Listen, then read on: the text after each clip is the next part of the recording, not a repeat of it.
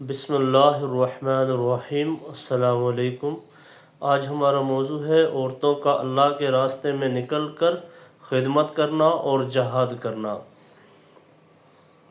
قبیلہ بنو غفار کی ایک عورت فرماتی ہے کہ میں بنو غفار کی عورتوں کے ساتھ حضور اکرم صلی اللہ علیہ وسلم کی خدمت میں حاضر ہوئی۔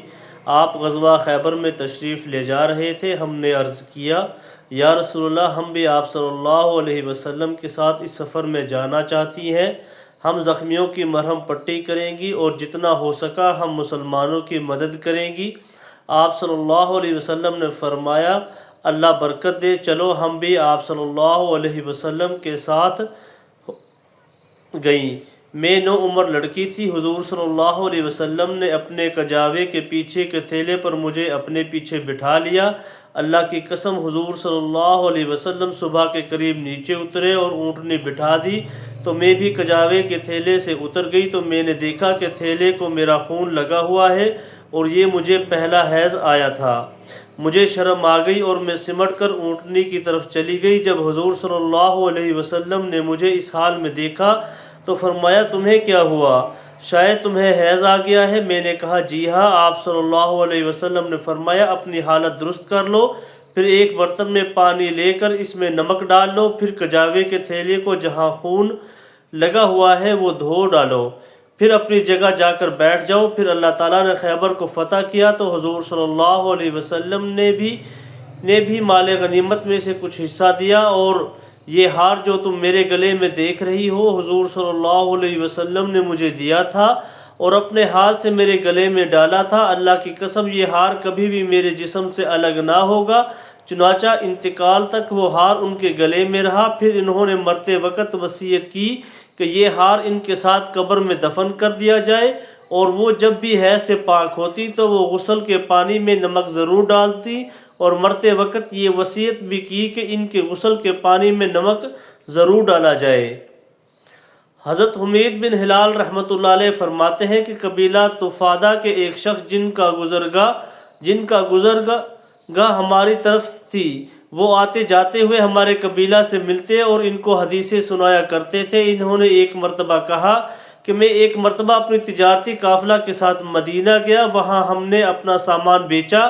پھر میں نے اپنے جی میں کہا کہ میں اس آدمی یعنی حضور صلی اللہ علیہ وسلم کے پاس جاتا ہوں اور ان کے حالات لے کر اپنے پیچھے رہ جانے والوں کو جا کر بتاؤں گا۔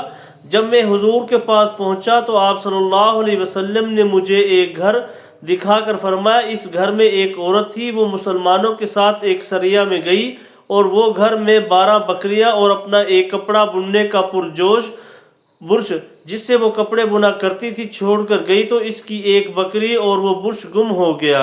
وہ عورت کہنے لگی یا رب، جو آدمی تیرے راستے میں نکلے اس کی ہر حفاظت کا تو نے ذمہ لیا ہوا ہے، اور میں تیرے راستہ میں گئی تھی، پیچھے میری بکریوں میں سے ایک بکری اور کپڑا بننے والا برش گم ہو گیا ہے۔ میں تجھے اپنی بکری اور برش کے بارے میں قسم دیتی ہوں کہ مجھے واپس فرما دے۔ راوی کہتے ہیں کہ حضور صلی اللہ علیہ وسلم اس طفادی آدمی کو بتانے لگے کہ اس عورت نے کس طرح اپنے رب سے جوش و خروش سے دعا کی۔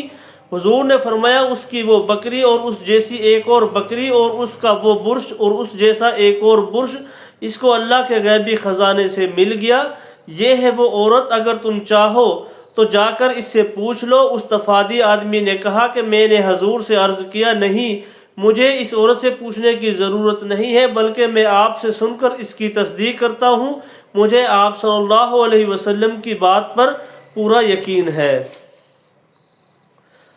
بخاری میں یہ روایت ہے کہ حضرت انس رضی اللہ عنہ فرماتے ہیں کہ حضور صلی اللہ علیہ وسلم حضرت ام حرام بنت ملحان رضی اللہ عنہا کے گھر تشریف لے گئے اور ان کے ہاں جا کر ٹیک لگا کر سو گئے اور مسکراتے ہوئے اٹھے۔ انہوں نے عرض کیا یا رسول اللہ، آپ کیوں مسکرا رہے ہیں؟ آپ صلی اللہ علیہ وسلم نے فرمایا میں نے خواب دیکھا ہے کہ میری امت کے کچھ لوگ اللہ کے راستے میں سمندر کا سفر کریں گے اور وہ ایسے ہوں گے جیسے بادشاہ تخت پر بیٹھے ہوتے ہیں۔ حضرت بنت ملحان نے عرض کیا یا رسول اللہ، اللہ سے دعا فرما دے کہ اللہ مجھے ان لوگوں میں شامل فرما دے۔ حضور نے سب دعا فرمائی اے اللہ اسے ان لوگوں میں شامل فرما دے۔ آپ نے دوبارہ آرام فرمایا اور مسکراتے ہوئے اٹھے۔ حضرت بنت ملحان نے آپ صلی اللہ علیہ وسلم سے پھر وہی عرض کیا، آپ صلی اللہ علیہ وسلم نے پھر وہی جواب دیا کہ اس مرتبہ خواب میں امت کی دوسری جماعت دیکھی ہے۔ حضرت بنت ملحان نے پھر عرض کیا کہ اللہ سے دعا کرے کہ اللہ تعالیٰ مجھے بھی ان لوگوں میں شامل فرما دے۔ آپ صلی اللہ علیہ وسلم نے فرمایا تم پہلی جماعت میں سے ہوگی، دوسری جماعت میں نہیں ہوگی۔ حضرت انس رضی اللہ عنہ فرماتے ہیں کہ حضرت بنت ملحان نے حضرت عبادہ بن صامت رضی اللہ عنہ سے شادی کی اور ان کے ساتھ جماعت میں گئی، اور حضرت معاویہ رضی اللہ عنہ کی اہلیہ حضرت بنت قرظہ کی میت میں سمندر کا سفر کیا۔ واپسی میں اپنے جانور پر سوار ہونے لگی، وہ جانور بدکا، یہ اس سے گر گئی اور وہاں جزیرہ قبرص میں ان کا انتقال ہوا۔ اللہ کے راستے میں نکل کر عورتوں کی خدمت کرنا۔ حضرت ام سلیم رضی اللہ عنہ فرماتی ہے کہ انصار کی عورتیں حضور صلی اللہ علیہ وسلم کے ساتھ غزوہ میں جایا کرتی تھیں، بیماروں کو پانی پلایا کرتی تھیں اور زخمیوں کی مرہم پٹی کیا کرتی تھیں۔ امام مسلم اور ترمذی نے روایت کی ہے کہ حضرت انس رضی اللہ عنہ فرماتے ہیں کہ حضور صلی اللہ علیہ وسلم حضرت ام سلیم کو اور ان کے ساتھ انصار کی کچھ عورتوں کو غزوہ میں ساتھ لے جاتے تھے۔ یہ عورتیں پانی پلایا کرتی تھی اور زخمیوں کی مرہم پٹی کیا کرتی تھی۔ امام ترمذی نے اس حدیث کو صحیح قرار دیا ہے۔